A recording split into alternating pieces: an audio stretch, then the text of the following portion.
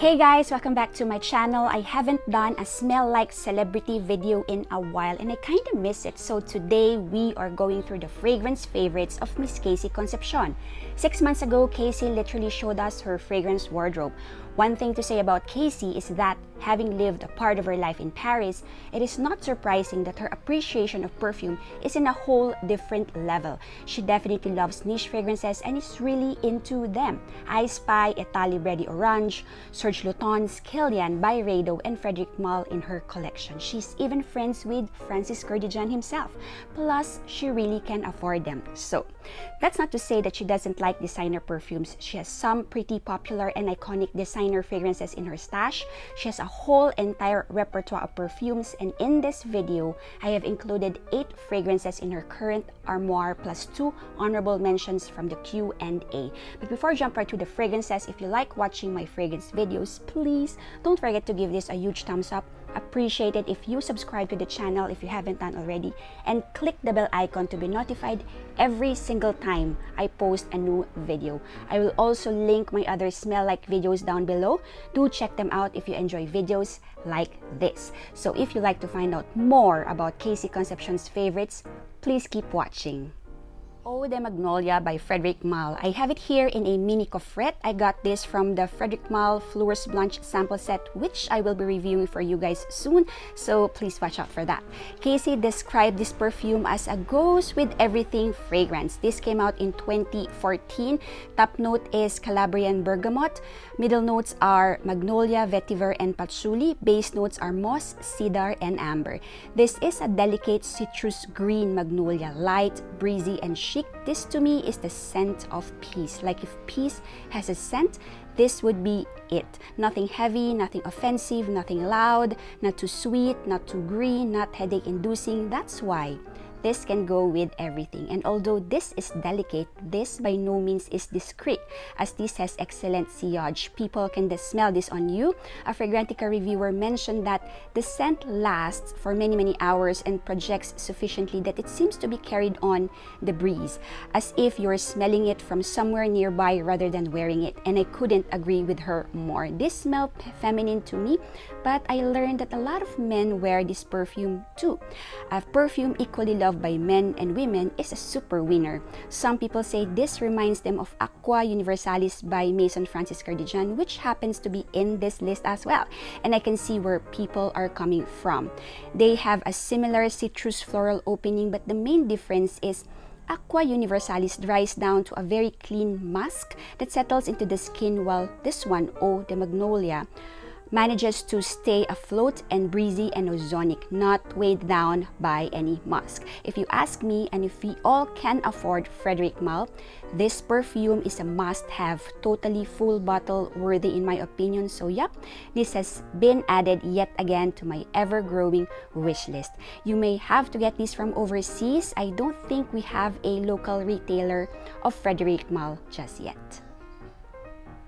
Eau de Sens by Dyptique, KC's Asian everyday scent when she's on the go. This smells like an elevated adult, soapy fresh baby cologne to me. I've featured this scent in my top 10 fresh out of the shower video. Check that one out if you haven't yet. So discredit the notes of orange blossom, bitter orange, juniper berries, angelica, and patchouli.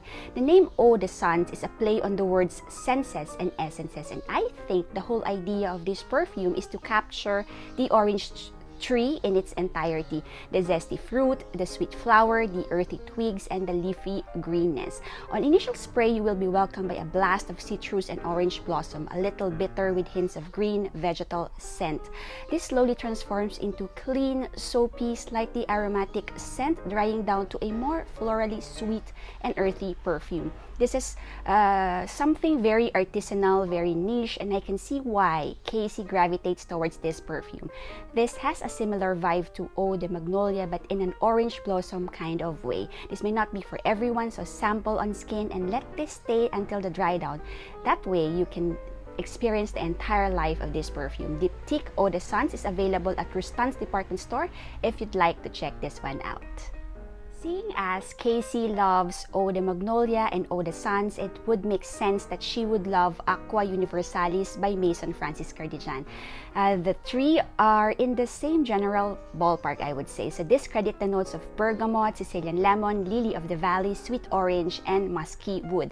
This is the lily of the valley version of Eau de Magnolia and Eau de Sens, if you know what I mean. So this is a luminous, fresh, soapy, clean lily of the valley perfume with bright citrus notes in the opening, which totally disappears in the dry down to give way to a light floral musk. Smells like fresh, crisp, white linen. There is a cozy, comforting feel to this fragrance. Great as an after shower scent. This too I featured in my 10 out of the shower perfumes video. So this smells like clean skin and prolongs that out of the shower vibe. So this has the perfect balance of citrus, soapy, floral, and musk. Nothing over the top, no sharp edges, but simply your perfect clean smell. Another full bottle worthy in my opinion, unisex smelling to me. So you can share this, you can share a bottle with your significant other. So you can purchase MFK fragrances at Rustans and also at Adora PH. The other Francis Cardigan creation favorite of KC is this one called Amyris Femme. Top notes are lemon flower and California orange.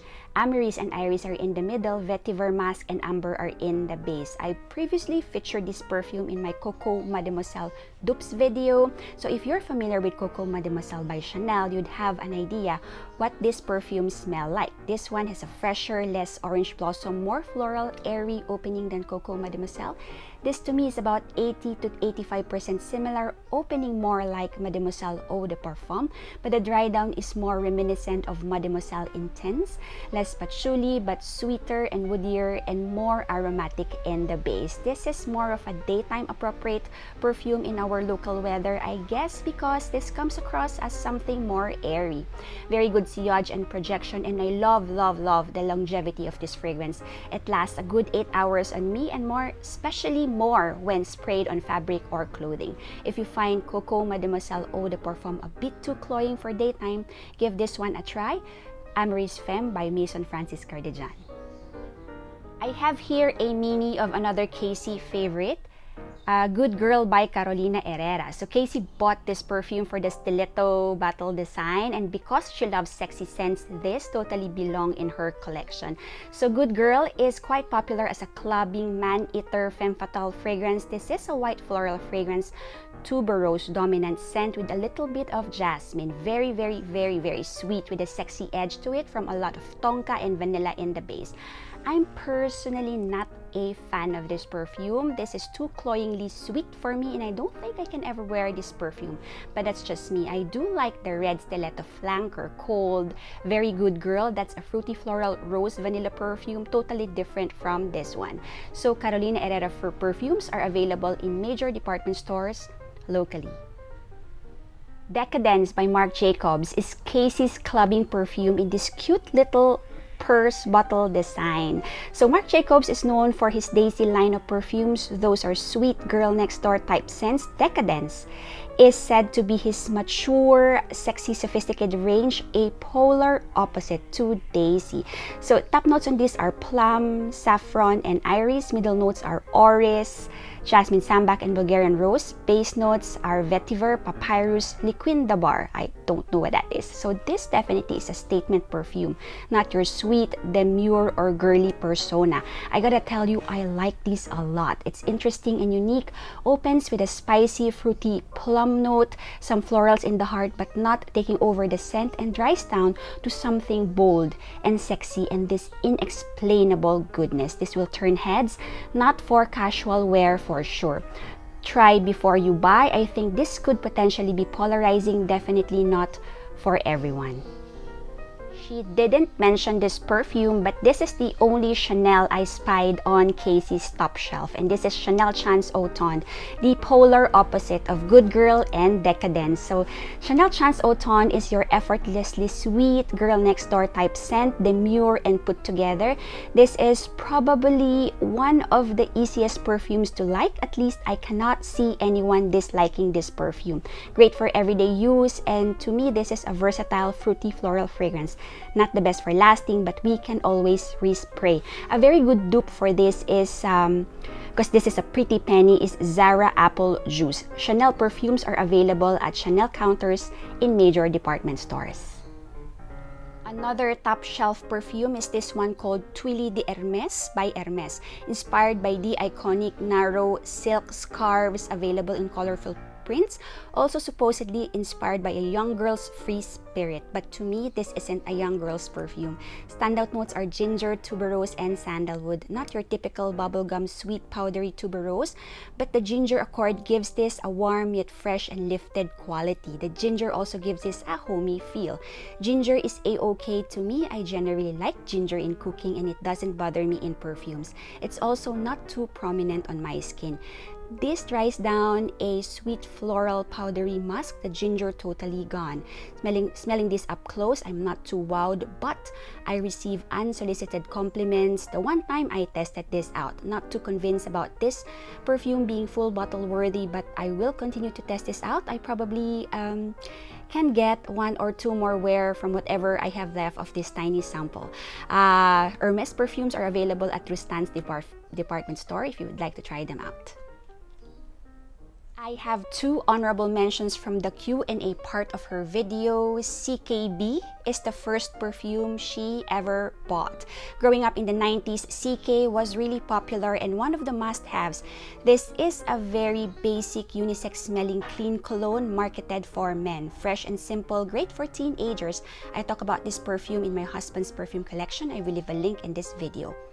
Next is Hermès Un Jardin sur le Nil is the perfume she wore during her college years. I have it here in a mini coffret. So having spent her college years in Paris, I can see KC totally blending in with the Parisian milieu while wearing this perfume, this having that Hermès French vibes. The Un Jardin line is inspired by gardens and this one is inspired by a stroll in the garden islands of the Nile at Aswan. So I expect this to be a green smelling fragrance totally. So the notes in this are interesting. The top notes are grapefruit, green mango, tomato, and carrot. Middle notes are bulrush, lotus, orange, hyacinth, and peony. Base notes are musk, iris, incense, labdanum, and cinnamon. This is such a nice, interesting, fresh perfume. I think of the green mango note in here, in the opening, as something similar to bergamot, those fresher citruses that invite you in, clearing and prepping your olfactory appliance to give way to the ever so lovely heart and base of this perfume. For me, the magic happens once the top notes are gone. You are left with a warm, comforting, sweet, ambery smell with a dash of spice. When you smell this up close on the bottle, you would probably dismiss this as another freshie, but this scent carries a wonderful sillage that's noticeable and a compliment magnet, and the notes shine through in the heat and humidity. Totally full bottle worthy to me. Lasting power is quite good for an eau de toilette, 4 to 5 hours when oversprayed. And that's the last sample in this list. I wish I'm able to sample all of the perfumes in her armoire. There are a couple more others like Byredo Sunday Cologne is her boss babe scent. Etat Libre d'Orange, she has 4. Jasmine et Cigarette, like this, Dangerous Complicity, and Divine Enfant. And I spied, sitting on her top shelf, Serge Lutton's La Verge de Fier. KC's taste is sophisticated, definitely not mainstream. She also sees the art and emotions in perfumes. I'm sure she got all that from living in France, where the perfume capital of the world is. I thank you all so much for joining me in this video. Thank you to all new subscribers to the channel, and to the old ones, I appreciate your support as always. And if you have been enjoying my videos, please click on the subscribe button below. Click on the bell to never miss a video in the future. Show me some love by liking and sharing this video. And lastly, comment your thoughts down below, whatever they are. I would love to read and hear about them. Stay safe everyone. Till my next video, take care. Bye!